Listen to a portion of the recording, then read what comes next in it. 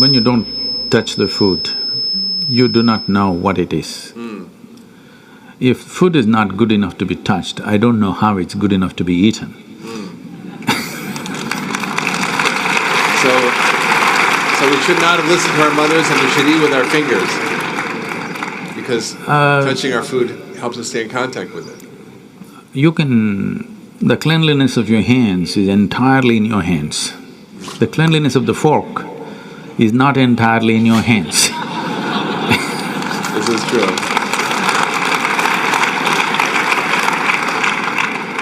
And nobody else but you have used these hands. So, there is an assurance as to how clean or not clean it is right now. The fork, you do not know who's used it, how they've used it, for what they used it. And all they have to do is wipe it with a tissue and give it to you and it looks pretty clean. Above all, you don't feel the food. The first thing that's been taught to us is, if food appears in front of you, to hold your hands upon the food for a few moments, just to feel how the food is. If something appears on my plate, if I just feel this, I know what to eat and what not to eat, what I should not eat.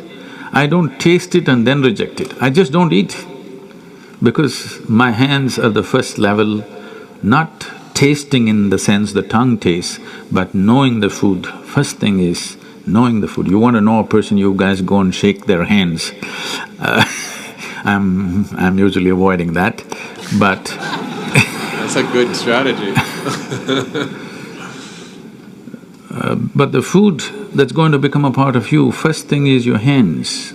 Even if you physically don't touch it, just being conscious and being there, it clearly tells you how the food will behave within you. Whether this particular food on this particular day, should it go into you or not, because every day your body is not the same thing. Every day, every moment it's different. If you feel the food, you just know whether this food has to go into you on this day or not. If that much awareness is brought in, we don't have to go on telling people what they should eat. Every meal they must decide what they should eat in that meal.